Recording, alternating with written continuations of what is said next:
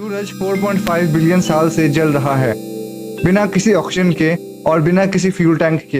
Actually वो जल ही नहीं रहा है, वो एक कॉस्मिक बॉम्ब है जो रुकने का नाम ही नहीं ले रहा है।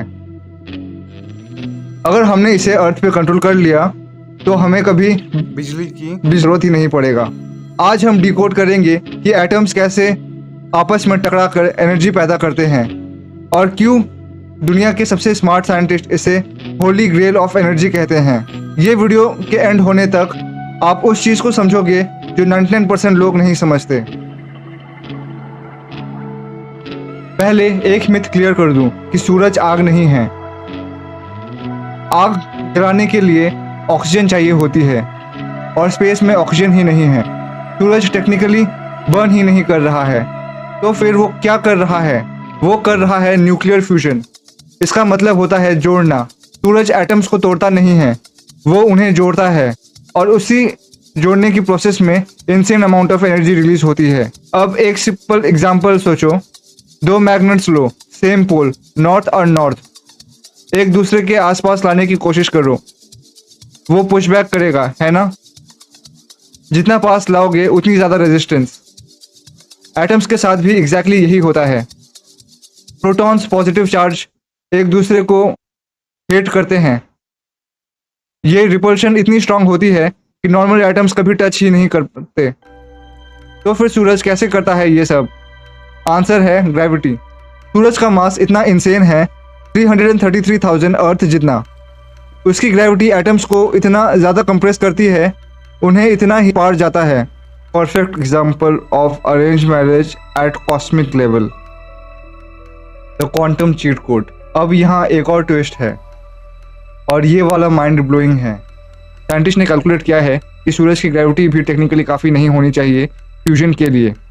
मतलब फिजिकली एटम्स इतने पास आ ही नहीं सकते कि फ्यूजन हो सके, फिर भी होता है। क्यों? क्योंकि एटम्स चीट करते हैं। क्वांटम वर्ल्ड में एक प्रॉपर्टी होती है जिसका नाम है क्वांटम टनलिंग। मतलब ये एक पार्टिकल एक एनर्जी बैरियर के सामने आता है और उस बैरियर के आर पार टेलीपोर्ट हो जाता है, लिटरली वॉल के थ्रू, बिना तोड़े। ये साइफाई नहीं है, ये प्रूवन फिजिक्स है, ये रियल है। आपके फ़ोन की बैटरी में भी ये होता है और हर जगह होता है, हम बस नोटिस नहीं करते। तो सूरज का फॉर्मूला है extreme gravity plus quantum tunnelling is equals to infinite energy. अब और एक चीज़ समझना ज़रूरी है और ये बहुत इंपॉर्टेंट डिस्टिंक्शन है।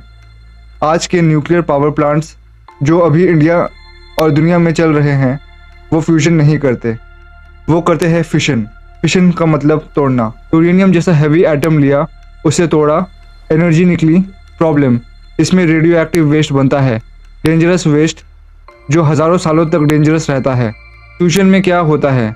दो छोटे एटम्स, दो एटम्स हाइड्रोजन के टाइप्स, ड्यूटेरियम, इथेरियम, इन्हें जोड़ो, आउटपुट में क्या आता है? हीलियम, एक हार्मलेस गैस। वही गैस जिसे आप अपने बर्थडे में गुब्बारे बनाते हो। मतलब एनर्मस अमाउंट ऑफ क्लीन एनर्जी, मतलब zero carbon emission, zero pollution. ये है फ्यूजन का प्रॉमिस। हम बस कुछ सवाल दूर हैं। सोचो क्या होगा? ना पावर कट्स, ना पेट्रोल की टेंशन और ना कोल प्लांट्स से पोल्यूशन, ना क्लाइमेट चेंज का डर। एक फ्यूजन रिएक्टर एक छोटे से शहर को पावर दे सकता है, एक ग्लास ऑफ वाटर में मौजूद हाइड्रोजन से। एक ग्लास ऑफ वाटर। अगर फ्यूजन सक्सेसफुल रहा तो एनर्जी पॉवर्टी खत्म, क्लाइमेट क्राइसिस खत्म, ये सब एक छोटे से एटम को जोड़ने से। ये सिर्फ साइंस नहीं है, ये ह्यूमैनिटी का एक चैप्टर है। क्या आपको लगता है फ्यूजन एनर्जी हमारी ज़िंदगी बदल देगी? कमेंट्स में लिखो। अब सबसे बड़ा सवाल, अगर ये इतना अच्छा है तो अभी क्यों नहीं हो रहा? क्योंकि इसको अर्थ पे करना बहुत हार्ड है। Problem number 1, gravity. सन के पास 333 है, हम उस ग्रेविटी को रिक्रिएट नहीं कर सकते। अर्थ बहुत छोटी है। साइंटिस्ट ने एक जुगाड़ निकाला, magnets, full super conducting magnetic fields. ये मैग्नेटिक फील्ड्स एक डोनट शेप के चेंबर के अंदर प्लाज्मा को रोक के रखते हैं, उसे टच किए बिना। इस डिवाइस का नाम है टोकामैक रिएक्टर। अभी दुनिया का सबसे बड़ा फ्यूजन रिएक्टर बन रहा है फ्रांस में। इसका नाम है ITER international thermonuclear experiment reactor 35 countries मिल के बना रही है इसको। इंडिया भी उसमें से एक पार्टनर है। और अब सुनो ये फैक्ट, इस रिएक्टर के अंदर प्लाज्मा का टेम्परेचर होता है 150 मिलियन डिग्री सेल्सियस।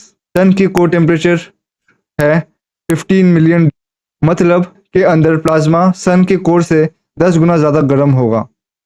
सोचो, हम अपनी लैब में सन से भी ज़्यादा गर्म चीज़ बना, इसलिए साइंटिस्ट इसको कहते हैं स्टार इन अ जार, एक छोटा आर्टिफिशियल सूरज एक चेंबर के अंदर। लेकिन चैलेंजेस अभी भी ज़्यादा है, क्योंकि एनर्जी प्रोड्यूस करने के लिए पहले एनर्जी लगानी पड़ती है प्लाज्मा को इतना गर्म करने के लिए। अभी तक हम इतनी एनर्जी कंज्यूम करते हैं जितनी प्रोड्यूस करते हैं। साइंटिस्ट इस पॉइंट को कहते हैं ब्रेक इवन, और गोल है इग्निशन। जब रिएक्टर खुद से ज़्यादा एनर्जी प्रोड्यूस करे, मेंटेन करने में लगती है। दिसंबर 2022 में यूएसए के NIF लैब ने पहली बार ये इग्निशन अचीव किया था। ये एक हिस्टोरिक मोमेंट था। हम बहुत पास हैं, हम बस कुछ सवाल दूर हैं लिमिटलेस क्लीन एनर्जी से। ना पावर कट्स, ना पेट्रोल की टेंशन, ना कोल प्लांट्स से पोल्यूशन, ना क्लाइमेट चेंज का डर। एक फ्यूजन रिएक्टर एक छोटे से शहर को पावर दे सकता है, एक ग्लास ऑफ वाटर में मौजूद हाइड्रोजन से। एक ग्लास ऑफ वाटर। अगर फ्यूजन सक्सेसफुल रहा तो एनर्जी पॉवर्टी खत्म, क्लाइमेट क्राइसिस खत्म, ये सब एक छोटे से एटम को जोड़ने से। ये सिर्फ साइंस नहीं है, ये ह्यूमैनिटी का एक चैप्टर है। क्या आपको लगता है फ्यूजन एनर्जी हमारी ज़िंदगी बदल देगी? कमेंट्स में लिखो हाँ या नहीं, और क्यों। मुझे जेन्युइनली जानना है आप क्या सोचते हो। और अगर आपको ऐसी साइंस पसंद है जो स्कूल में नहीं पढ़ाते, जो टेक्स्ट बुक में नहीं मिलती, तो सब्सक्राइब ज़रूर करो, बेल आइकन को दबाओ, क्योंकि नेक्स्ट वीडियो की टॉपिक और भी वाइल्ड हो सकती है। तब तक क्यूरियस रहो।